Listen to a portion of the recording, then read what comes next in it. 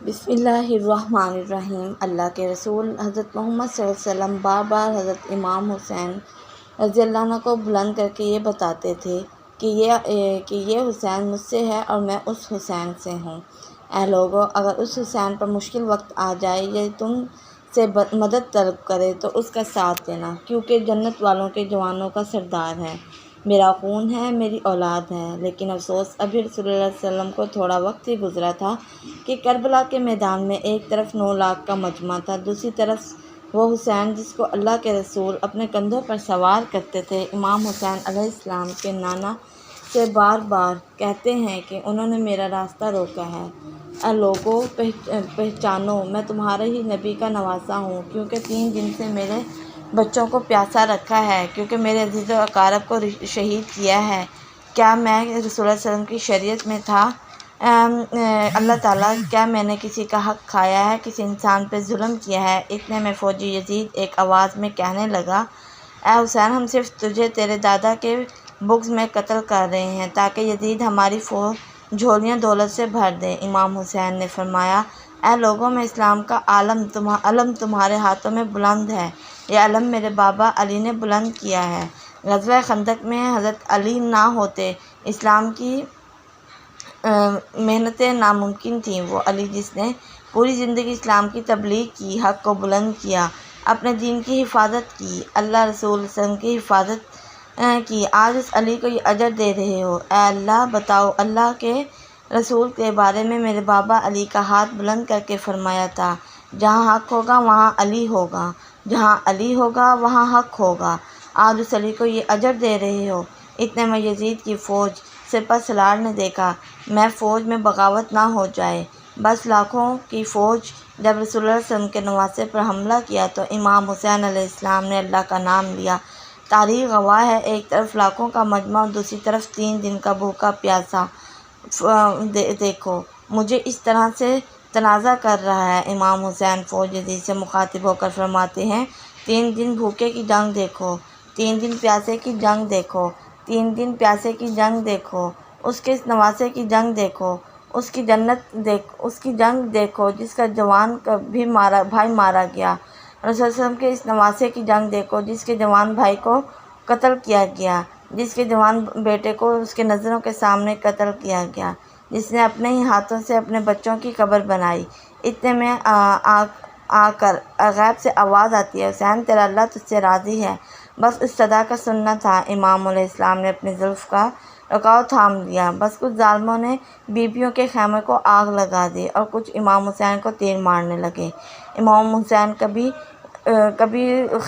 بیبیوں کی خیموں کی طرف بڑھتے ہیں، کبھی فوج کی طرف جاتے ہیں۔ عمر بن سعد نے فوج کو 4 حصوں میں تقسیم کر دیا اور یہ کہا، کوئی بھی حسین کے قریب نہ جائے، جس کے پاس جو چیز ہے اس نے وہی حسین کو ماری۔ کسی نے نیزہ مارا، کسی نے تیر مارا، کسی کے پاس پرچھائیاں تھیں، وہ پرچھائیاں مارتا رہا۔ تاریخ میں ہے، جس کے پاس کچھ نہ تھا، کربلا کی تپتی زمین سے مٹی اٹھا کر امام حسین کو مارتا رہا۔ امام حسین کے جسم پر نیزوں کے ہزاروں کے زخم تھے، جس کے جسم پر اتنے تیر تھے کہ جسم مبارک نظر نہیں آ رہا تھا۔ جیسے نواسہ رسول گھوڑے کی سیل سے زمین پر آتے ہیں، فوجی یزید جھومنا شروع کر دیتی ہے، لیکن اتنے میں وہ گھوڑا جس پر آپ سوار کیا کرتے تھے وہ امام حسین کے چاروں طرف گھومنا شروع کر دیا۔ ان تینوں میں سے اپنے آقا حسین کو بھالو، گھوڑا دوڑ ہی رہا تھا۔ اتنے میں عمر بن سعد نے کہا، اے لوگوں، میں نے اپنی آنکھوں سے دیکھا ہے، اس گھوڑے پر اللہ کے سوار رسول سواری کرتے ہیں، کہیں تیر اس گھوڑے کو نہ لگ جائے، اور یوں شہروں کو چلانا بند کیا گیا۔ افسوس ہے کہ ان لوگوں پر اس گھوڑے کا احترام معلوم تھا، لیکن اللہ کے رسول صلی اللہ علیہ وسلم کے نواسے کا احترام معلوم نہ تھا۔ لیکن وہی رسول جو حسن کو اپنے کندھوں پر سوار کر کے امت کو دکھایا کرتے تھے، امام حسین اسی زمین کربلا پر اپنا سر رکھ کر اللہ کا شکر ادا کر رہے ہیں، اور وہاں یزید کے مختلف سپاہی امام حسین کا سر کاٹنے کے لیے قریب آتے ہیں۔ جو بھی قریب آ کے امام حسین کے سر کو دیکھنے لگتا ہے، امام حسین کے چہرے میں رسول اللہ صلی اللہ علیہ وسلم کا چہرہ نظر آنے لگا، وہ چیخ کے دور چلا جاتا ہے۔ جیسے ہی دشمن نے خنجر امام حسین کے گلے پر رکھا، حسین نے تب ہل رہے تھے، اس نے سوچا ہم نے حسین کا پورا خاندان قتل کر دیا ہے، 3 بچوں کو پیاسا رکھا، شاید حسین ہمیں بد دعا دے رہا ہے۔ سننے کے لیے کان قریب کیے تو کہا امام حسین اللہ کے دربار میں اللہ کی نعمتوں کا شکر ادا کر رہے ہیں کہ اے اللہ تیرا شکر ہے، اس عظیم امتحان کے لیے تو نے حسین کو چنا۔ اتنے میں امام حسین نے اپنی آنکھیں تو کھولیں اور شمل سے کہا کیا تو نہیں جانتا میں رسول اللہ صلی اللہ علیہ وسلم کا نواسا ہوں، جنت کا سردار ہوں، جنت حق یہ ہوں کہ مجرم ہوں؟ شمل نے کہا ہاں مجھے معلوم ہے۔ پھر آپ نے فرمایا شبہ کیا کر رہے ہو؟ شمل نے کہا تاکہ یزید میری جھولی دنیاوی دولت سے بھر دے۔ یہ کہتے کہتے شمل نے امام حسین کا سر کاٹ دیا اور فوج یزید مسلسل جھومتی رہی۔ امام حسین کے سر قلم ہونے کے بعد سارا دن رات لٹ گیا۔ امام حسین کے سر مبارک کو الگ کر دیا گیا۔ بی بی سکینہ کو تماچے مارنے لگے، رسول اللہ علیہ وسلم کی نواسیوں کے سروں سے چادروں کو لوٹ لیا اور امام حسین کے جسم مبارک کی توہین کرنے لگے۔ تاریخ نے لکھا ہے امام حسین کے جسم پر جو چیزیں تھیں ان کو لوٹنے لگے۔ اتنے میں ایک شخص امام حسین کے جسم کے قریب آیا۔ امام حسین نے ایک انگوٹھی پہنی ہوئی تھی، اس کو اتارنے کی کوشش کی، نہ اتری، وہ انگلی کاٹ کر چلا گیا۔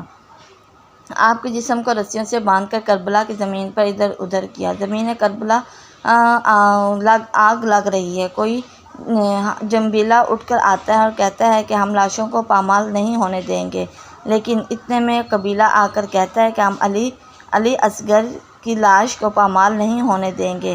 کہیں تو کہتے ہیں کہ ہم علی اصغر کا لاش پامال ہوتے ہوتے ایک شہید کی لاش کو پامال ہونے والی جگہ ہے۔ تاریخ گواہ ہے کہ رسول اللہ صلی اللہ علیہ وسلم کو اکیلا نواسا کربلا کی زمین پر پڑا رہا۔ مغرب کے گھوڑے مشرق کی طرف، مشرق کے گھوڑے مغرب کی طرف دوڑتے رہے۔ امام حسین کا جسم پامال ہوتا رہا۔ امام جعفر صادق علیہ السلام فرماتے ہیں میرا اسلام ہو، اس غریب دادا پر ہی لاش کی اس طرح سے پامال کیا گیا کہ ان کی دائیں پسلی بائیں جانب اور بائیں پسلی دائیں جانب کی طرف چلی گئی اور جن کا سینہ اور پشت ایک ساتھ ہو گیا۔ سلام ہو میرے اس بے وطن دادا حسن پر جس کے جسم مبارک کی ٹکڑوں مبارک کو زمین کربلا میں بکھیرا گیا۔ سلام ہو، سلام ہو، سلام ہو۔ مزید ایسی ویڈیوز دیکھنے کے لیے میرے چینل کو سبسکرائب کریں، لائک کریں، شیئر کریں۔ شکریہ۔